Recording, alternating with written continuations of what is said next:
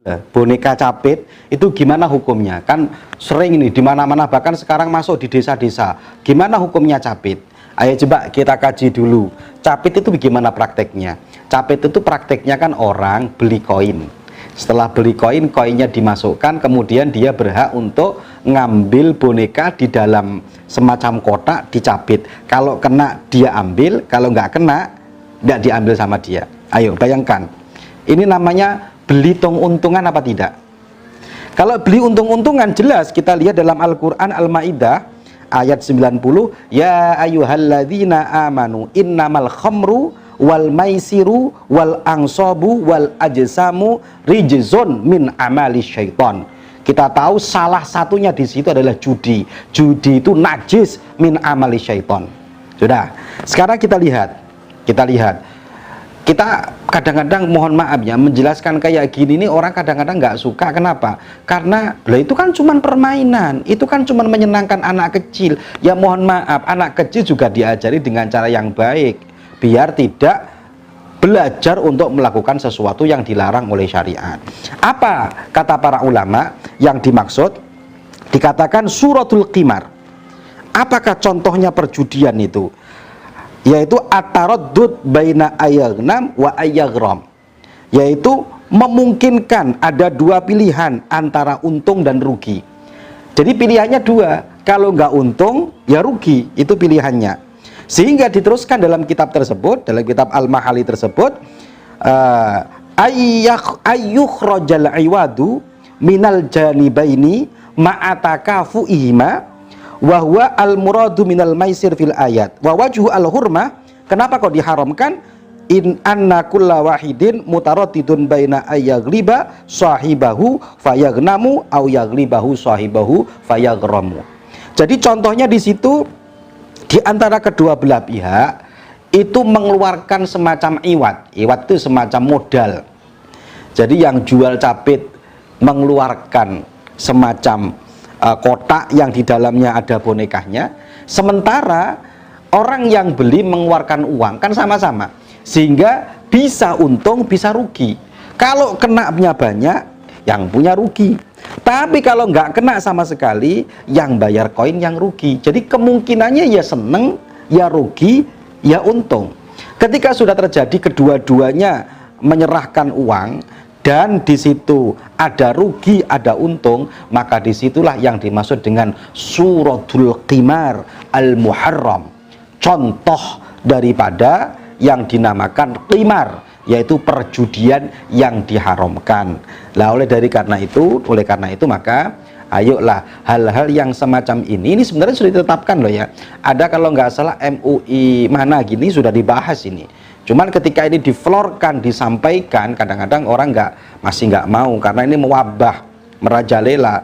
Nah kalau saya ya lebih baik sudah diharamkan saja, biar kita menjauhi masalah-masalah yang syaibatul haram seperti ini, yang bisa-bisa melakukan keharaman seperti ini.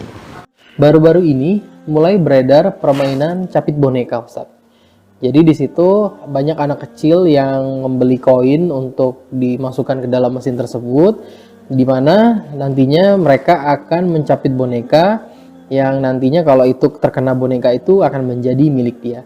Namun saya melihat banyak sekali kegagalan di situ karena banyak sekali anak-anak yang mungkin banyak membeli koin yang banyak tapi akhirnya tidak mendapat apa-apa. Dari situ Anda bertanya, Ustadz, apa hukumnya permainan capit boneka tersebut, Ustadz? Haram. Itu termasuk perjudian, ya, dan Allah SWT melarang perjudian. Ya ayyuhalladzina amanu innamal khamru wal maisiru wal ansabu wal azlam rijsum min amali syaitan fajtanibuhu la'allakum tuflihun. Wahai orang-orang yang beriman, sesungguhnya khamar, perjudian, adu nasib itu adalah kotor, ya, termasuk taktik setan, ya. Fajtanibuh, tinggalkan, jauhi oleh kalian dari khamr, perjudian, agar kalian bahagia, ya. Jadi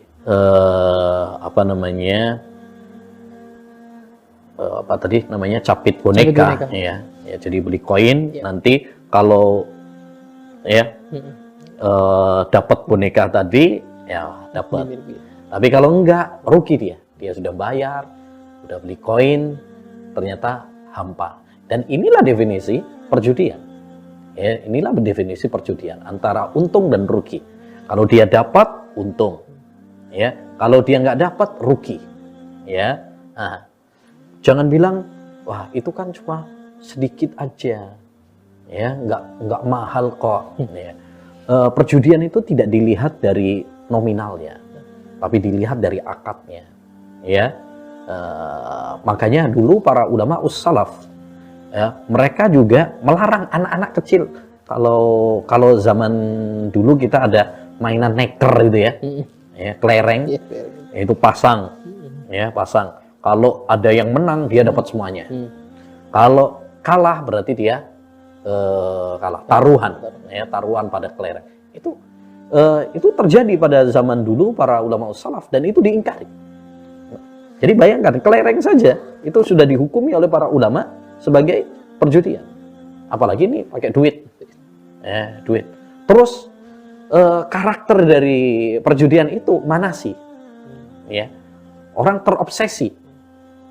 Nih gagal, maunya beli lagi, gagal lagi. Ya, sampai begitulah ya, karakter dari perjudian tersebut ya, makanya kita dilarang ya dari akad-akad transaksi yang mengandung unsur perjudian ya, karena itu mendolimi ya. Akad-akad muamalat itu harus dibangun di atas taradi ya, saling ridho, kemudian harus adil, tidak ada unsur kezaliman, tidak ada unsur perjudian, tidak ada unsur gharar, spekulasi ya. Dan model capit boneka ini termasuk tadi mengandung perjudian, spekulasi karena nggak jelas dia dapat apa nggak jelas ya. Jadi ini tidak diperbolehkan, haram, wallahu a'lam. Ustaz izin bertanya, apa hukumnya membuka usaha permainan capit boneka yang pakai mesin? Dan apa hukum bermain capit boneka seperti itu? Apakah itu termasuk judi?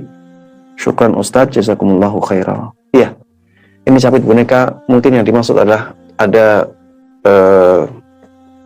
permainan yang ada capitnya di atas, kemudian ada boneka-boneka kecil di bawah. Cara bermainnya kita bayar, kemudian kita setelah bayar itu dikasih kesempatan untuk memainkan capit itu sekali ya. Bisa dapat boneka, bisa tidak. Apakah ini namanya judi atau termasuk judi? Jawabannya iya, itu termasuk judi, itu termasuk maisir, itu termasuk taruhan ya. Definisi dari maisir sebagaimana disebutkan oleh Imam Al-Mawardi yang bermadzhab Syafi'i rahimahullahu taala, muamalatun la yakhlud dakhilu fiha min an yakuna ghaniman in a'ta au ghariman in min an yakuna ghaniman in akhad au ghariman in a'ta. Sebuah akad yang ketika seseorang masuk di dalamnya, maka hanya ada dua kemungkinan. Kemungkinan pertama, dia akan untung ketika dia ngambil, dan dia akan rugi ketika dia memberikan. Orang yang bermain boneka ini, capit boneka, kalau dia dapat boneka dia untung, karena mungkin dia hanya bayar 5.000 dan boneka itu mungkin harganya sampai 30.000. Kalau dia pas dapat boneka, dia pas ngambil, untung dia. Tapi kalau dia tidak dapat boneka, dia rugi. Dia yang memberi sekarang, dia memberi uang 5.000 misalnya. Akhirnya dia rugi, nggak dapat apa-apa. Maka ini termasuk judi. Dan kerja atau membuka usaha permainan capit boneka yang seperti ini tidak dibolehkan. Ya, ini termasuk sesuatu yang diharamkan, dan judi sebagaimana disebutkan oleh para ulama termasuk dosa besar ya. Maka ya, jangan kita membuka usaha dalam permainan-permainan capit boneka yang di dalamnya ada unsur judinya ya. cari usaha lain yang halal, dan alhamdulillah ya, semua usaha itu dihalalkan selama tidak ada dalil yang melarang, menunjukkan bahwa usaha yang dihalalkan itu sangat banyak sekali. Dan jangan sampai kita khawatir rezeki kita akan berkurang ketika kita berusaha untuk hanya memilih yang dihalalkan oleh Allah Subhanahu wa taala.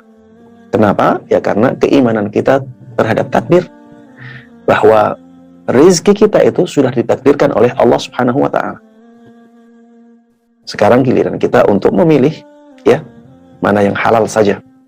Dan semua dari jatah rezeki tersebut nantinya akan sampai kepada kita tanpa berkurang sedikit pun. Ya, ini ada pertanyaan kembali dari Brother DPNS MKM2.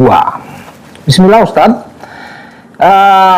Apa bermain capit boneka termasuk judi?